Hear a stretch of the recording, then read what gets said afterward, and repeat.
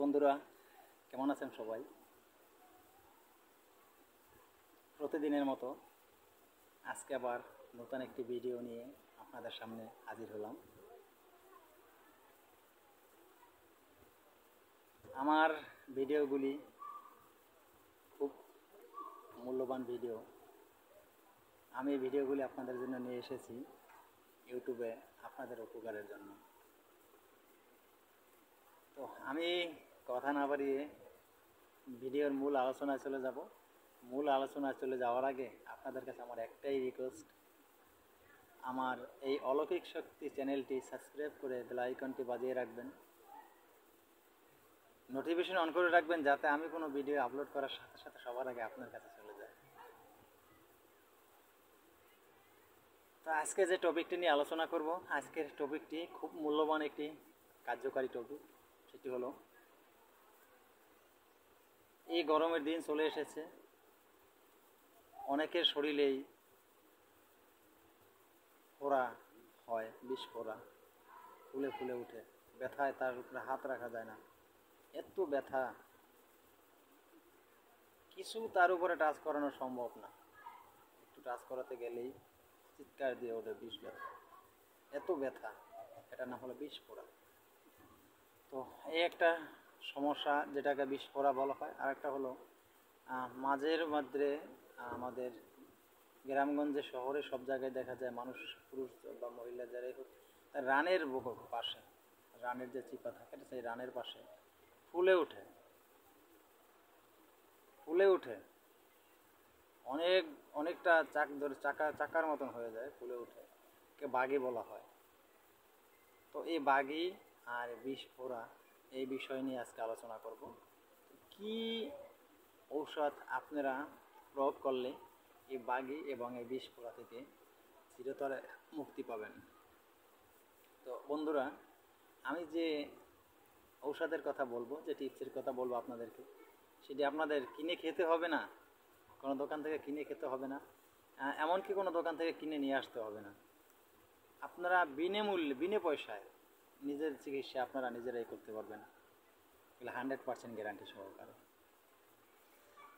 তো সেই ঔষধ কি আমি বলবো।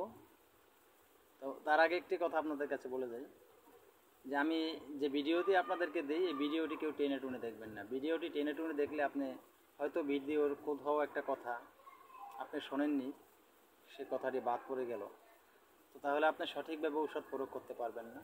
আর সঠিকভাবে ঔষধ প্রয়োগ করতে না পারলে আপনি এই রোগ থেকে মুক্তিও পাবেন না। তো তাই ভিডিও টেনে টুনে দেখবেন না। আর আমার কথাগুলি ভালো লাগলে প্লিজ একটি লাইক দিবেন আমার ভিডিওতে, আর ভিডিওটি আপনার আত্মীয় স্বজন, বন্ধুবান্ধব সবাইকে শেয়ার করে দেবেন, কারণ এই ভিডিওটা হয়তো আপনার কাজে না লাগতে পারে, আপনার একজন আত্মীয় স্বজন, বন্ধুবান্ধবের কাজে লাগবে।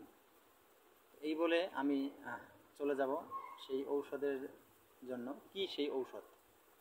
আপনার শরীরে যদি কোথাও ফোড়া হয় বেশি, বা এই যে বললাম বাগির সংখ্যা খুব কমই হয়, বিশেষ করে বেশিরভাগই ফোড়া দেখা যায়, বিষ ফোড়া হয়, তখন আপনি কি করবেন? খুব সহজেই সমাধান হয়ে যাবে, অচিরেই আপনার হাতের নাগালে আছে এর মহা ঔষধ।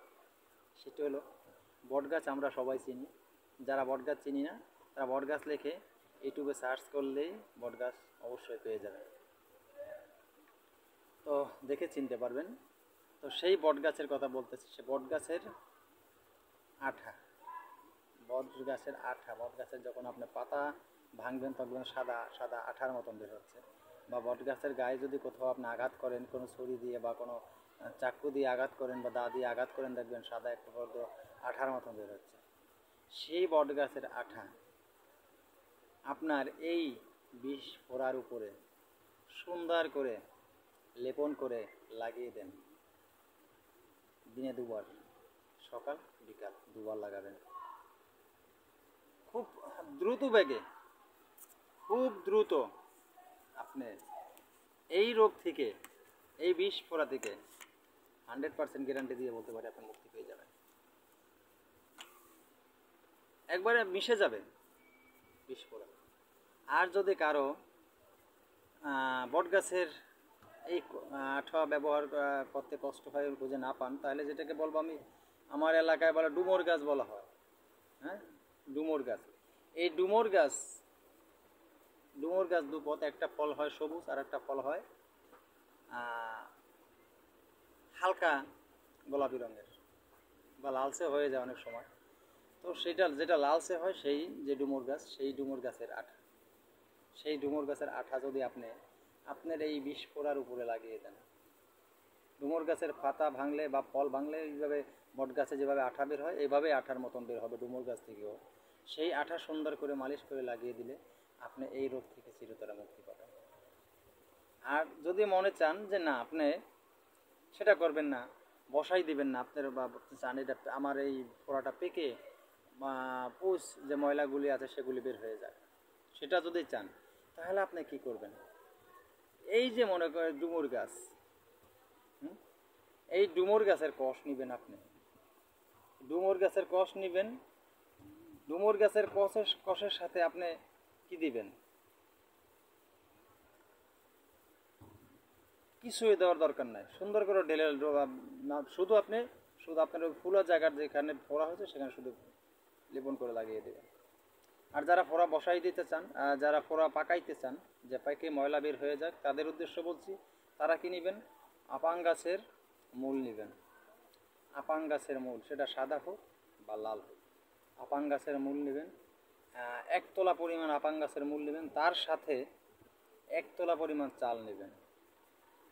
চাল যেটা বলতে চাউল, যে চাউল দিয়ে আমরা ভাত রেঁধে খাই চাউল, সেই চাউল নিয়ে আপাং গাছের মূলের সাথে এক করে দুইটাকে পাটায় সুন্দর করে বেটে পেস্ট তৈরি করে নেবেন।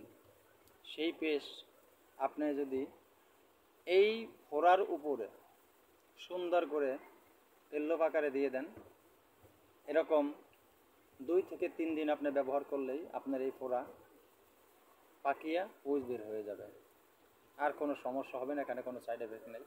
তো বন্ধুরা, ভিডিওটি আর বড় করব না, আজকের মতো ভিডিওটি এখানেই শেষ করব।